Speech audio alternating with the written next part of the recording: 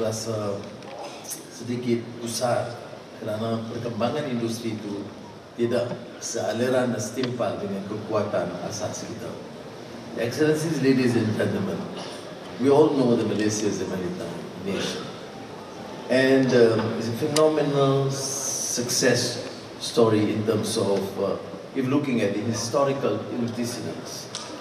We have seen the vibrancy of ports in Malaya, the Malay states, namely Malacca, emerging as a major maritime port in the region and recognized internationally. So when you talk about globalization, people tend to associate it as essentially Western invention, which is not true. Look at China, look at India, look at the Malay states in the past. Trade and engagement between countries has been very much globalized. And you find cities from Malacca to Batavia, those before Batawi, and Shanghai, Hong Kong,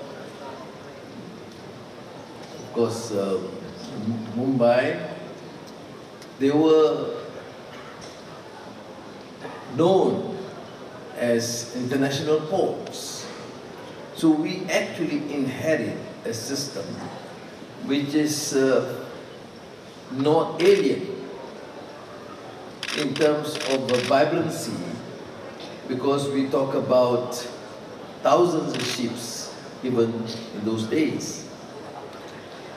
But what we find lacking, unfortunately, is we are not able to compete and exploit, utilize the present resources and innovate and improve the industry to be able to be playing a major role in the industry.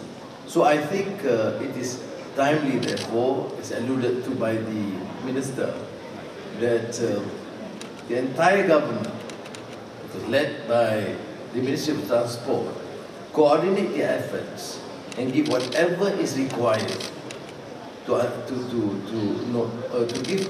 render the support so that the industry emerge as a stronger force and maritime business becoming more resilient, because shipping must continue to be considered as the bloodline that supports connectivity, which is an essential part of global trade. Now, I think it's more than 80%, almost 90% of Malaysia's export are done by sea transport or the maritime industry, which means in terms of costs, it is more competitive and fortunately is deemed to be competitive and efficient. And we are proud to say that ports like Port Klang and PTP and Penang, among those ports who are emerging as to be more effective, competitive, and I believe with the support of the industry, we can then ensure that we are not only top 20, but probably under Minister Anthony Loh, we can reach to top 10. Because we have the potential. What we need is the required support. The private sector must take the lead. And I can assure you, as part of the government, we need to do more. Yes, we have not given that sort of focus and emphasis in the past.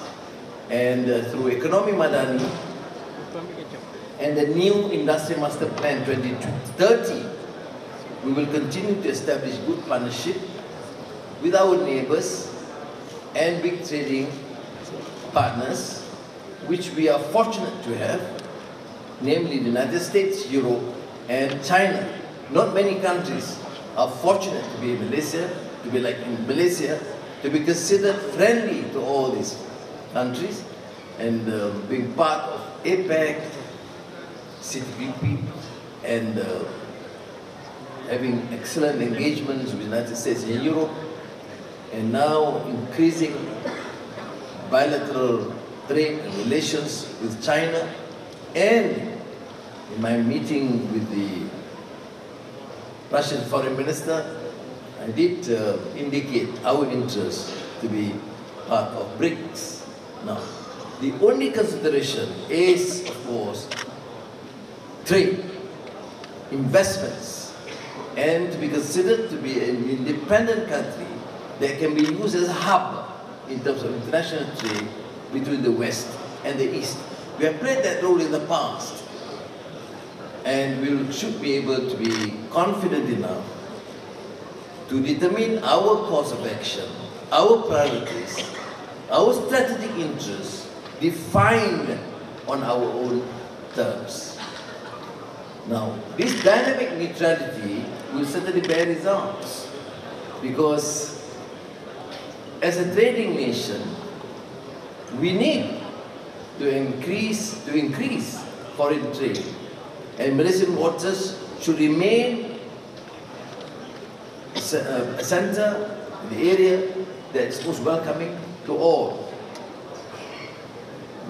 maritime industry, to all countries who would like to continue to trade with us.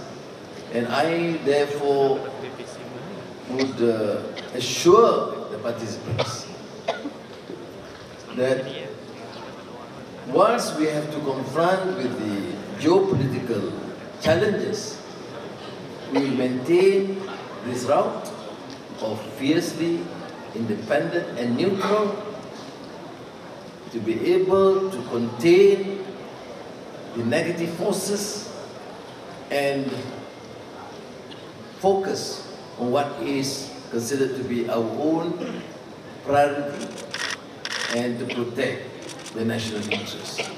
Now, the National Energy Transition Roadmap is our commitment.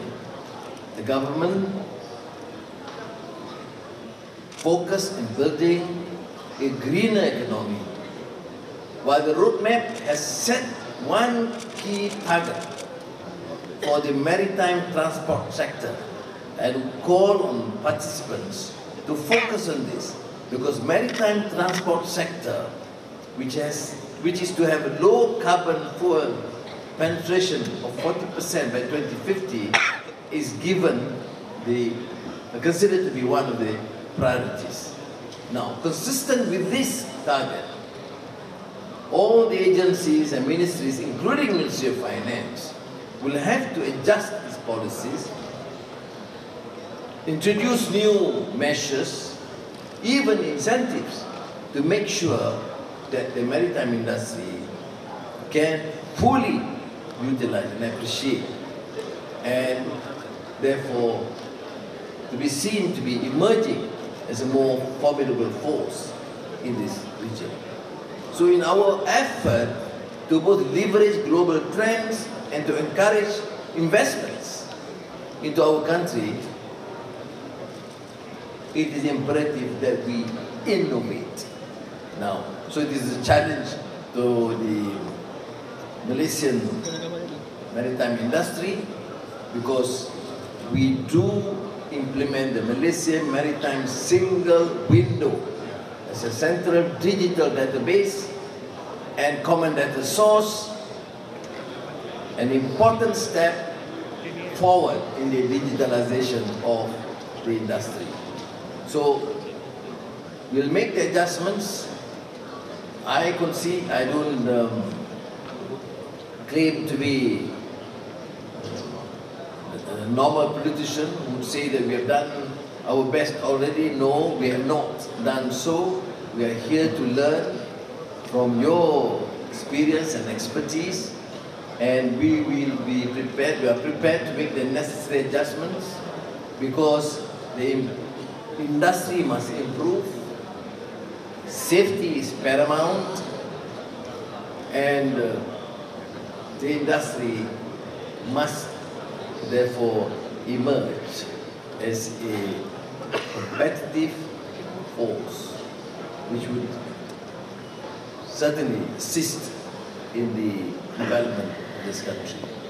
Now, the IMO, the International Maritime Organization, has called upon its members to celebrate the World Maritime Day, now 50th anniversary of the International Convention for the Safety of Life at Sea. The IMO set the theme, Navigating the Future, Safety First. Naturally, you are the experts, and you will have to then recommend what other measures that the Ministry of Transport, the Maritime Division, the industry, and the government that we should do, including the ratification of SOLAS Convention, signifying an ongoing commitment towards the betterment of safety for the life at sea. Now, Excellencies, ladies and gentlemen, it is encouraging, therefore, to see so many of you present, both in the industry and also having the expertise. And the National Maritime Week would, of course, allow more of our citizens, particularly the young, to be able to be exposed to the experience and the contribution and understand all facets of the industry. So thank you again, Wabi Lok, Secretary General and the Association for taking this opportunity, and as alluded to earlier by Minister Lok, my presence is generally to give and to render the support and the commitment, and to acknowledge the fact that more need to be done by the industry and by the government to ensure that we are able to excel in our efforts. Thank you very much. Terima kasih. Thank you, Yang Mohamad. Please remain on stage for the next proceedings. Meanwhile, I would like to invite all our distinguished guests to please be on stage to accompany Yang Mohamad for the official opening.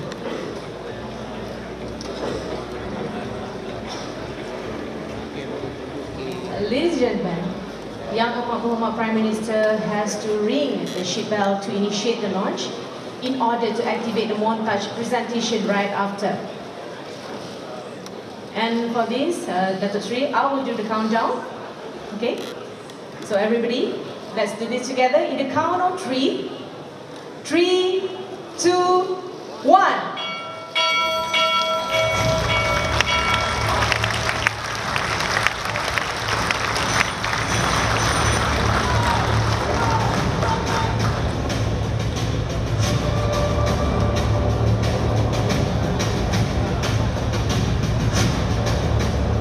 Following the tragedy of